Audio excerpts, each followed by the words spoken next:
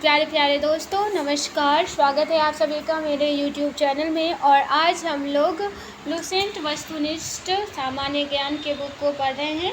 और आज का हमारा टॉपिक है वैदिक संस्कृति। इसका कालक्रम है 1500 ईसा पूर्व से लेकर 600 ईसा पूर्व तक का। तो आइए देखते हैं इसमें क्या है। क्वेश्चन नंबर 1 है हमारा, पूर्व वैदिक या ऋग वैदिक संस्कृति का काल किसे माना जाता है। तो ये 1500 ईसा पूर्व से 1000 ईसा पूर्व के काल को पूर्व वैदिक युग के नाम से जाना जाता है। क्वेश्चन नंबर 2 है, उत्तर वैदिक संस्कृति का काल किसे माना जाता है। तो 1000 ईसा पूर्व से 600 ईसा पूर्व को उत्तर वैदिक काल माना जाता है। नेक्स्ट है, आर्य शब्द का शाब्दिक अर्थ है। तो श्रेष्ठ या कुलीन को आर्य शब्द का शाब्दिक अर्थ माना जाता है। फिर है, आरंभिक आर्यों के बारे में निम्न कथनों में से कौन सा सही नहीं है। तो वे मुख्यतः नगरों में निवास करते थे, ये गलत है। वे संस्कृत बोलने वाले थे, वे कई झुंडों में भारत पहुंचे थे और वे घुड़सवारी किया करते थे। इनमें से किस फसल का ज्ञान वैदिक काल के लोगों को नहीं था। तो वो तंबाकू को नहीं। इनमें से किस तंबाकू को नहीं था। जौ, गेहूं और चावल के बारे में ये लोग जानते थे वैदिक काल के लोग। उत्तर वैदिक काल के वेद विरोधी और ब्राह्मण विरोधी धार्मिक अध्यापकों को किस नाम से जाना जाता था। तो श्रवण के नाम से जाना जाता था। ब्राह्मण विरोधी अध्यापकों को श्रवण के नाम से जाना जाता था। और वैदिक गणित का महत्वपूर्ण अंग है। तो शूल्ब सूत्र जो है वैदिक गणित का महत्वपूर्ण अंग है। किस वेद में प्राचीन वैदिक युग की संस्कृति के बारे में सूचना मिलती है। तो ऋग वेद में मिलती है। और निम्नलिखित में से उत्तर वैदिक काल में लिखे गए ग्रंथों का सही क्रम कौन सा है। तो सही क्रम है वेद, ब्राह्मण, आरण्यक और उपनिषद है। वेदों की संख्या कितनी है। तो वो 4 है। कौन से 3 वेद संयुक्त रूप से त्रयी या वेद त्रयी कहलाते हैं। तो ऋग्वेद, यजुर्वेद और सामवेद जो है वेद त्रयी कहलाते हैं। भारत के राज चिन्ह में प्रयुक्त होने वाले शब्द सत्यमेव जयते किस उपनिषद से लिए गए हैं। तो वो मुंडक उपनिषद से लिए गए हैं। और ऋग्वेदिक आर्यों का मुख्य व्यवसाय क्या था। तो पशुपालन था। और भारतीय संगीत का आदि ग्रंथ किसे कहा जाता है। तो सामवेद को कहा जाता है। और प्रथम विधि निर्माता कौन है। तो प्रथम विधि निर्माता मनु है। और कृष्ण भक्ति का प्रथम और प्रधान ग्रंथ है। तो वो श्रीमद् भागवत गीता है। और ऋग्वेद में संपत्ति का प्रमुख रूप क्या है। तो गोधन और भूमि जो है संपत्ति का प्रमुख रूप था। और ऋग्वेद के किस मंडल में शूद्र का उल्लेख पहली बार मिलता है। तो 10वें मंडल में। और पुराणों की संख्या कितनी है। तो वो 18 है पुराणों की संख्या। और वैदिक धर्म का मुख्य लक्षण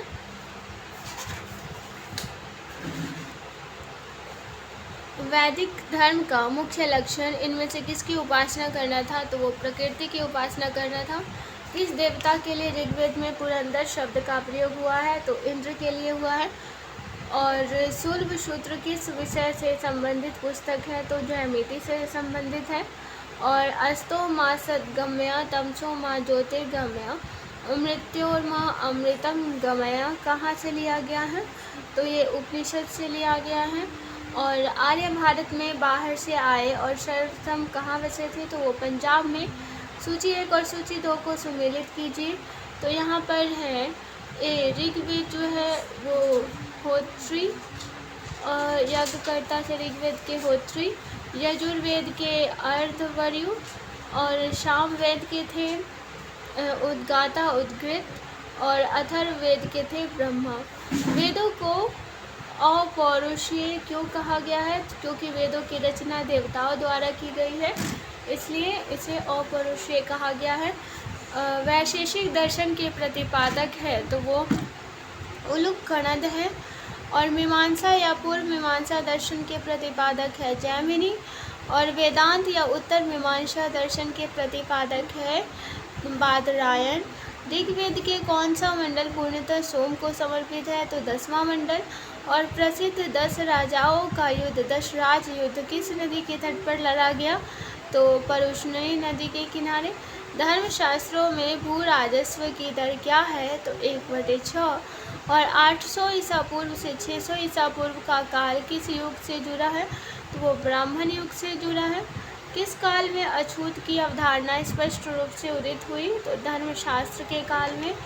एशिया माइनर स्थित बोगाजकोई का महत्व इसलिए है कि वहाँ जो अभिलेख प्राप्त हुए हैं उनमें 4 वैदिक देवताओं इंद्र, वरुण, मित्र, नासत्य का उल्लेख मिलता है।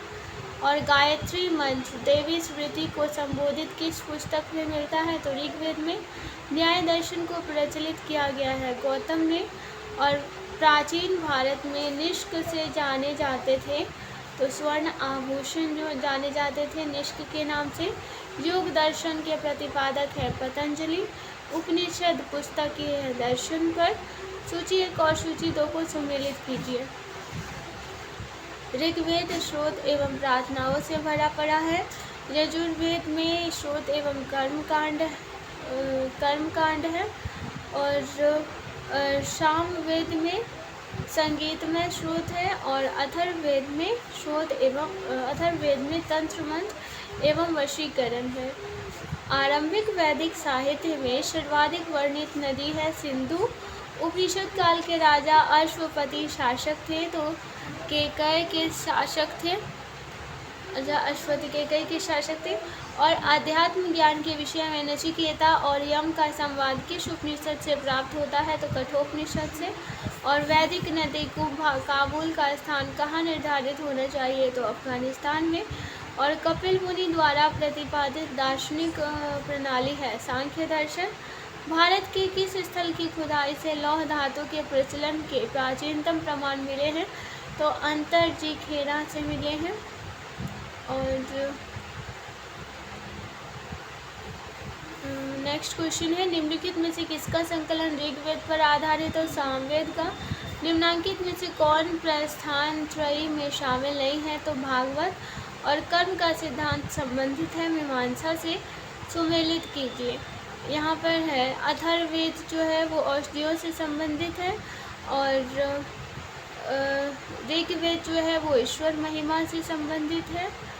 और सी है यजुर्वेद जो है वो बलिदान विधि से। और सामवेद संगीत से। फिर से देख लीजिए, अथर्ववेद जो है वो औषधियों से संबंधित है।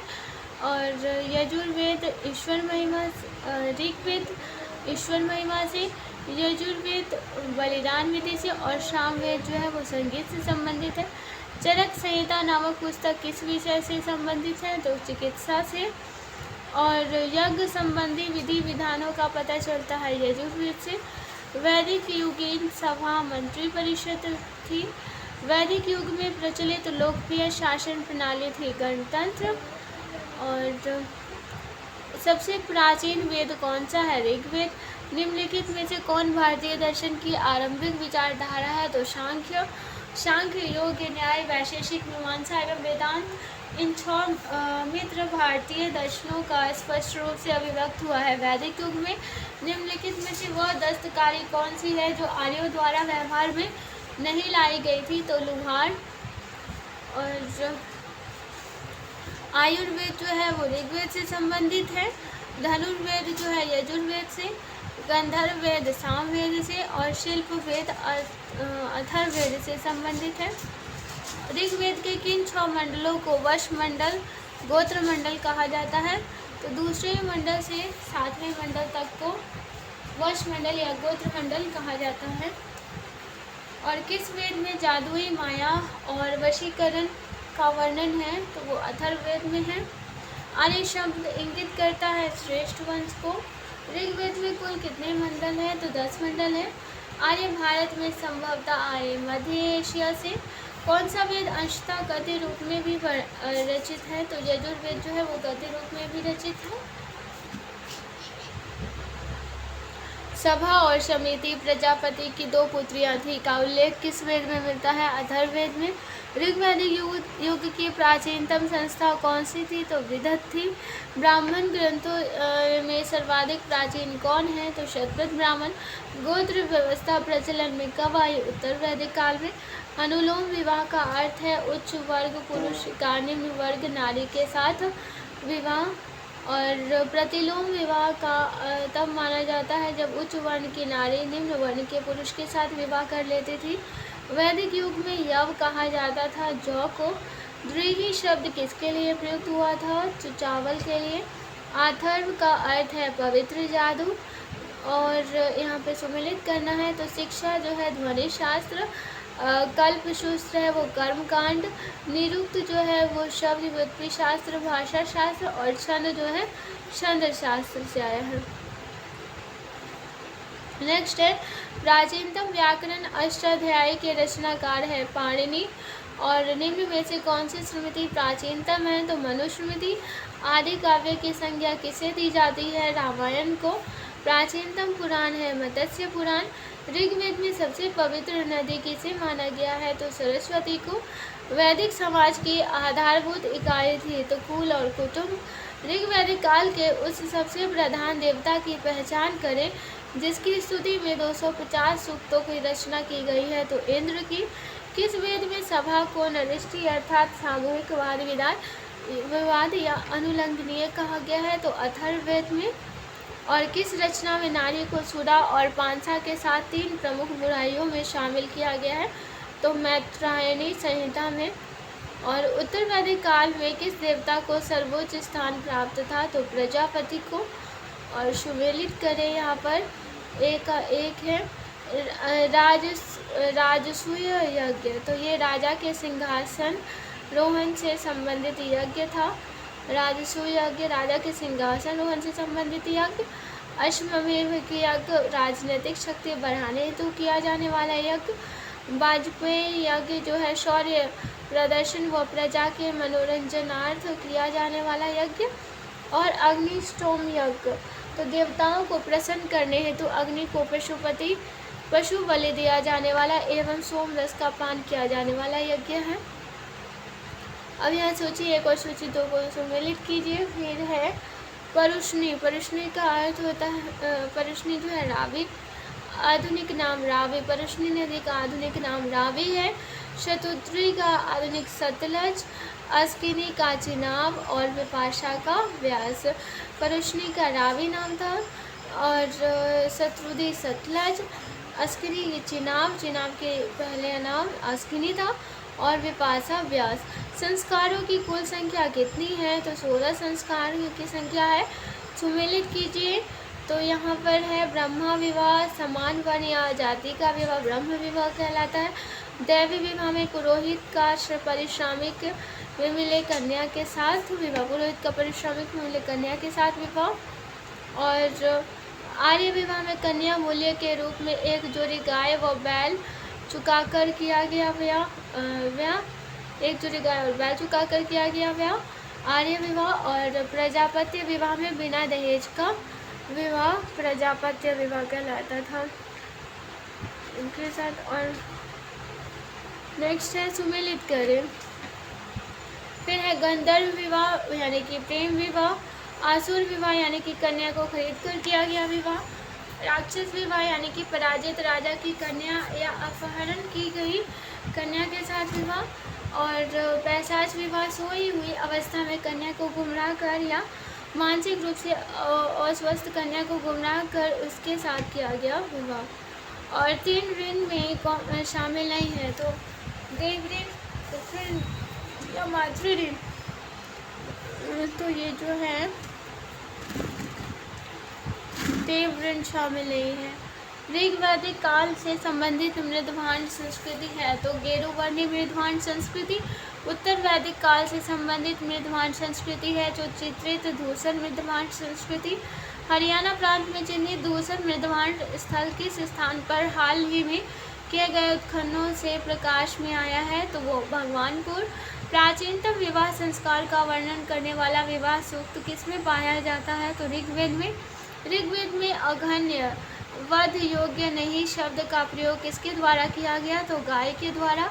और सुमेलित कीजिए यहाँ पर संग्रहित मतलब कोषाध्यक्ष, भागदूत मतलब कर संग्रह करता, छाता छत्री मतलब पासे के खेल में राजा का सहायक, और अक्षवाप यानी कि प्रतिहारी राजप्रसाद का शिक्षक नहीं सॉरी बल्कि सत्ता क्षत्रिय यानी कि प्रतिहारी राजप्रसाद का राक्षस और अक्षवाप मतलब पाले के खेल में राजा का सहायक। रीत प्राकृतिक संतुलन स्थापित करने के कारण किस वैदिक देवता को ऋतस्य गोप कहा जाता है? तो वरुण को कहा जाता है। निम्नलिखित में से कौन मूलतः जल या समुद्र का देवता था? तो वो वरुण था। तीन क्रमों में तीनों लोगों को माप करने के कारण किसे उपक्रम कहा गया है? तो विष्णु को कहा गया है। और सुमेलित करना है यहाँ पर पूषण जो है विवाह का देवता है, रुद्र पशुओं का देवता है, धौस देव जगत के पिता और अदिति यानी कि देवों की महान माता। मनुस्मृति मुख्यतः संबंधित है तो समाज व्यवस्था से संबंधित है। और गायत्री मंत्र की रचना किसने की है? तो विश्वामित्र ने की है। अवेस्ता और ऋग्वेद में समानता है। अवेस्ता किस क्षेत्र में संबंधित है? तो ईरान से। निम्नलिखित में से कौन सी एक ऋग्वैदिक आर्यों की लाक्षणिक विशेषता नहीं है? तो वे लोहे के उपयोग से परिचित थे। ऋग्वेद में निम्नांकित किन नदियों का उल्लेख अफगानिस्तान के साथ आर्यों के संबंध का सूचक है? तो वो कुंभा और कुर्मु। धर्म तथा रीत भारत की प्राचीन वैदिक संस्कृति के एक केंद्रीय विचार को विचित्रित करते हैं। इस संदर्भ में निम्नलिखित कथनों पर विचार कीजिए। तो धर्म व्यक्ति के दायित्वों एवं स्वयं तथा दूसरों के प्रति व्यक्तिगत कर्तव्यों की संकल्पना था। और रीत मतलब मूलभूत नैतिक विधान या था जो सृष्टि और उसमें अंतर्निहित सारे तत्वों के क्रियाकलापों को संचालन करता था। आर्यों के आर्कटिक होम सिद्धांत का पक्ष किसने लिया था? तो बीजी तिलक ने लिया था। और सूची अगर सूची 2 को सम्मिलित कीजिए तो सूचियों के नीचे दिए गए कुछ सही उत्तर का चयन कीजिए। तो यहाँ पर है कुंभा जो है वो काबुल नदी कुंभा काबुल का नाम था। और परुष्णी जो है रावी का नाम था। सदानीरा गंडक का नाम था। और शत्रुदी जो है सतलज का नाम था। ऋग्वेद में डैश सूक्त है? तो 1028 सूक्त है। पूर्व वैदिक आर्यों का धर्म मुख्यतः था तो प्रकृति पूजा और यज्ञ करना। पतंजलि कौन था? तो पाणिनि के संस्कृत व्याकरण का एक टीकाकार यानी कि पाणिनि के संस्कृत व्याकरण का एक टीकाकार पतंजलि था। और शतपथ ब्राह्मण से संबंधित राजा विदेह माधव से संबंधित ऋषि थे तो ऋषि गौतम रहुगण थे शतपथ ब्राह्मण से संबंधित। तो आज के लिए बस इतना ही। आशा करती हूँ लेक्चर आप लोगों को पसंद आया होगा। पसंद आया है तो लाइक शेयर और सब्सक्राइब ज़रूर कीजिएगा। और अगर कोई प्रॉब्लम हो तो वो कमेंट करके बताइएगा ताकि मैं उसमें सुधार कर सकूं। और ये आपके शिक्षक बहाली प्रतियोगिता में काम आ सकता है, इसलिए आप लोग ध्यान